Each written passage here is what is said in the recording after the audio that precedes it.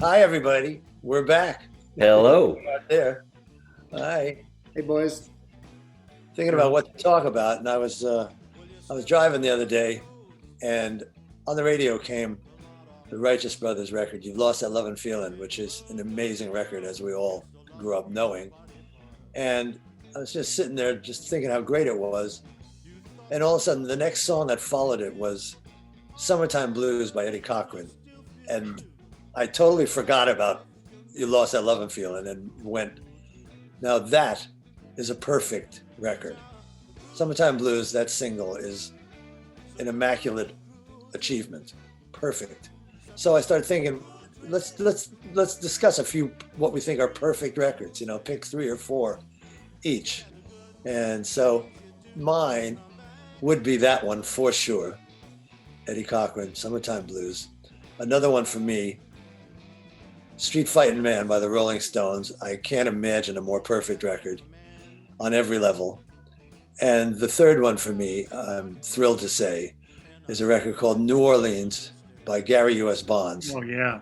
And if you've never heard that record, you need to go to YouTube now and get ready to hear the best drums you've ever heard in your life, followed by the most amazing song and a band that consists of, Danny, what do we think? It's drums, piano. Drums, piano, saxophone, and probably some bass. And I think there's a bass like somewhere across the room. Buried in the background. Way buried. As the way bass should be.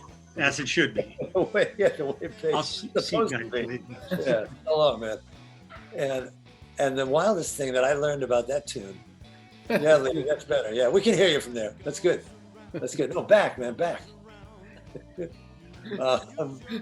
you That's go. better. That's better. The Daddy G, he talks about, Blow Daddy. Father Grace's mission was where that was recorded, in a church. Yeah, that's what it sounds like. And after the service and the sermon, they took that band, and I don't know how they got that drum sound, but those are the nastiest, most evil sounding, beautiful drums. And what the guy's playing is insanely great. Yeah. So my 3 for today, and it's hard to not include, I must say, "Revolution" by the Beatles, which is another perfect record. So my 4 are Eddie Cochran, "Summertime Blues," Stones, "Street Fighting Man," "Revolution," but the king of them all is "New Orleans" by Gary U.S. Bonds. Can't beat it. Yeah, you're right. Awesome. Excellent. Great choices, man. Somebody else jump in there. Rusty, what are your 3 favorites or 4 favorites or whatever? Well, I'd have to say my first favorite would be an Al Green song that I've loved for forever. That it's a song called "Love and Happiness," and I think this record is one of the most perfect records that you could ever hear. You're right. Because it starts with a cappella vocal. Yeah. He sings a little bit of the verse. And just a perfectly clean guitar sound. Teeny Hodges, one of the greatest ever. Yeah. Very, very small set rhythm section. I think it's guitar, drums, bass, and the most fabulous B3 part ever. But my favorite part right here. Al Green's foot counts it off. Russell, you are freaking me out. This is why we're a rhythm section. Look at my number 1 song. Probably gonna have a lot of those. A lot of double. That's why demented minds think alike. Just so Anyway, great. and I saw the look on all your faces when I said that, because we all love that. That record changed our lives. That whole Al Green. Great record. Yeah. My second one would be one that Waddy and I have talked about extensively. And it's perfect. This record's perfect for all of its imperfections, and it's the Rolling Stones' "Time Is on My Side." And if you haven't listened to it lately, listen to it, because there's some crazy stuff going on. But it doesn't matter, right, Wad? It's okay, because it's the Stones, and it's perfect. with all of its little imperfections. The main imperfection is the tambourine part.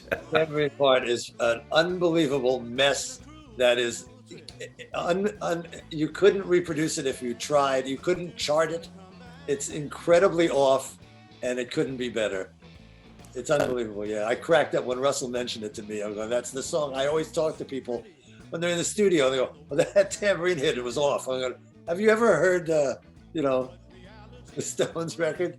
Are you kidding me? Just give a listen to that song. Forget it.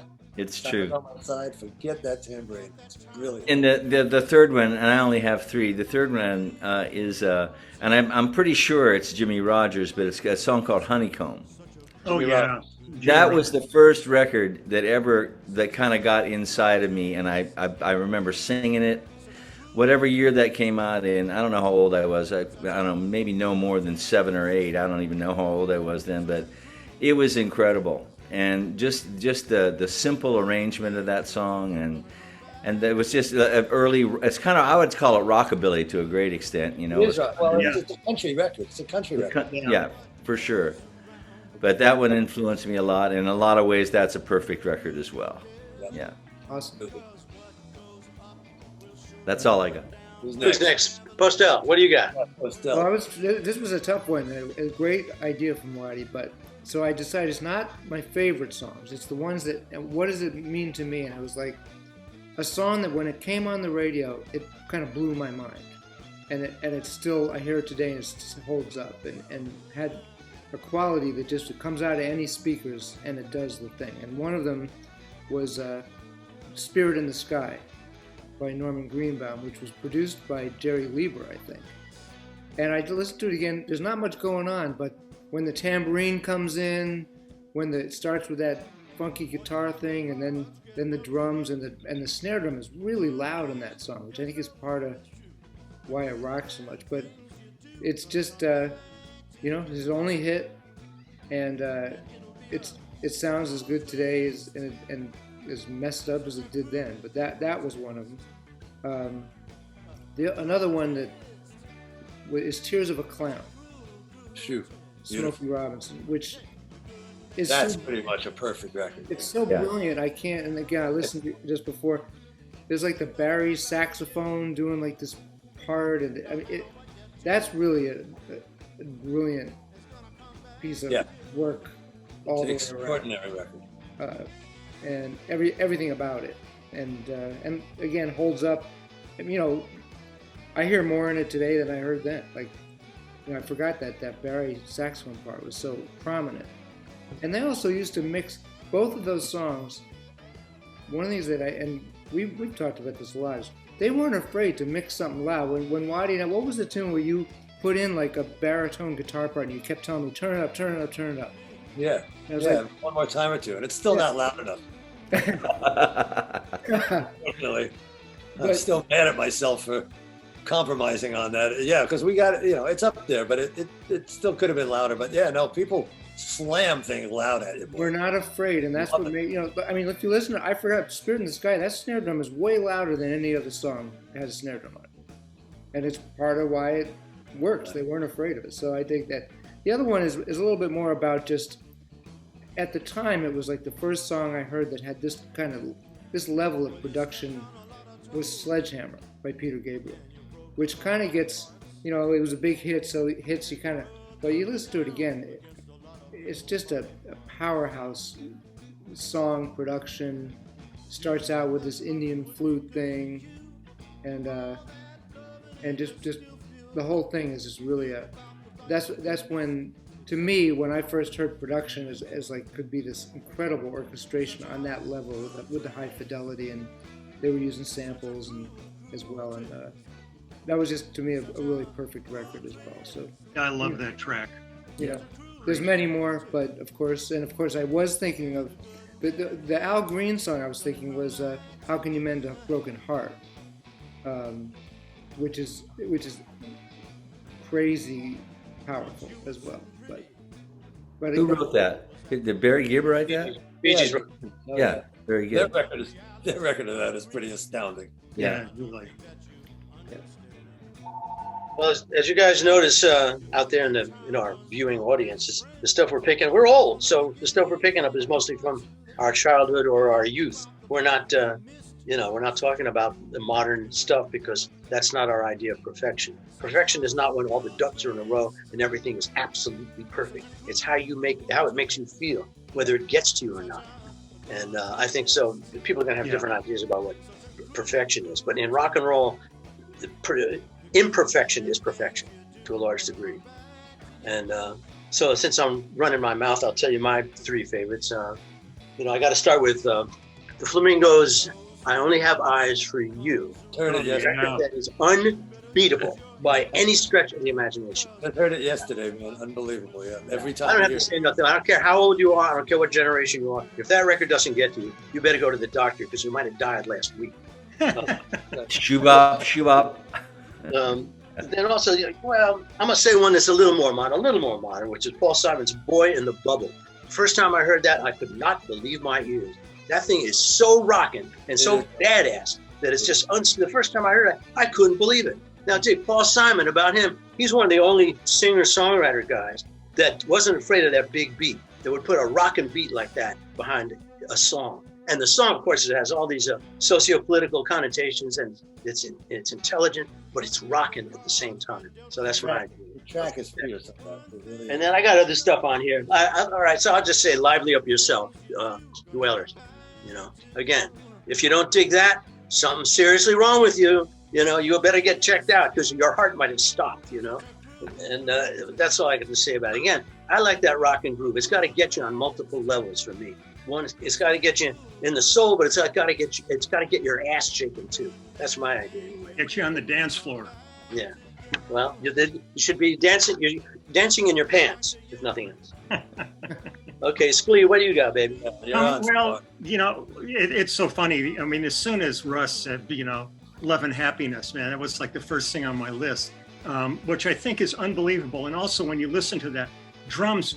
There's never a fill. There's no cymbals. That thing the groove is relentless. But another one in that vein to me also was Sam Cooke's "Change Gonna Come." To me, it's just an exquisite record, both in terms of what it says and how you dig it. One of my favorite bass lines, though, and I've learned it just to learn it because I think it's one of the baddest ass bass parts, is Bob Babbitt's bass part in Rubber Band Man, Spinners, is just exquisite. Another song that every time it comes on, I sink into it, and that's Cocker's "Little Help from My Friends." Got the Grease Band in there, you got Chris Stanton in there, Jimmy Page is playing guitar on that original record and stuff. Yeah, he is. There's so many, but one of the things was like when Wad was talking about "You've Lost That Lovin' Feelin'." I told him this story the other day. Right. I was in the studio doing Bill Medley's album, and Bill was you were on that, Russ, weren't you? Oh yeah. Yeah, over at Tyrell's. Yeah. And he was saying that when Man and Wild, when Barry Mann and Cynthia Wild wrote that song, it was a bubblegum track. It was going to be "You Never Close Your Eyes Anymore." And when they went to cut it, it just wasn't working. And they just kept slowing it down and changing it until you never got to that. Well, they played it for Barry and Cynthia over the phone. They were back in New York, and Barry kept yelling, "It's on the wrong speed. It's on the wrong speed." So on the right speed. Yeah, it was on the perfect speed. But, it's just a trip how songs can happen in one way and it's just not working. And all of a sudden it goes in this, flips it over, and it becomes one of the biggest hits ever. Most played songs ever on radio. So, and you could slow dance to it. Absolutely. It was very important. In fact, you and I did that day, I think. It's funny how, like you said, it's amazing how the record gets made sometimes out of no one even had an idea that song was coming. Like the story for Twist and Shout in the studio. They were there for hours working on some terrible arrangement of this simple song, and they took a break, and Bert Burns, who wrote it and was there to produce it, just said, "Listen, just try it this way for one minute, And that take you hear, the Isley Brothers version, the Twist and Shout, was like a one take thing after they'd given up on the song completely. And it's, you know, it generated our lives, that version. Beatles magic note of it. It's an incredible thing. It's, you know, you think about, I started thinking about perfect records, and then you think of a few, and then you keep thinking of more and more and more. I mean, to leave out Don't Worry Baby, or to leave out God Only Knows, it's, you know, so this conversation could go on for years. Yeah. Or In My Room. In My Room.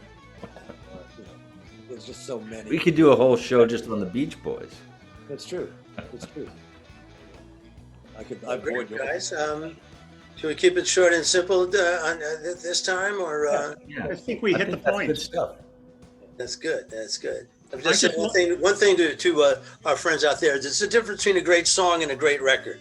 There's songs that they just sit there until they're made into a great record, and then there's it works all different ways. But at this point, we kind of think of them the same. I don't think you can separate the song from the record, as Leland was just saying about You Lost That Lonely Feeling, perfect example.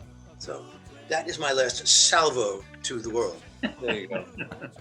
And that's it for us this time. Speaking of perfect records, we got one coming out on August 27th. August 26th. Can't wait. Can't wait for everyone to hear what we've done. I shouldn't say it's perfect, but it's as perfect as the five of us could make it right now.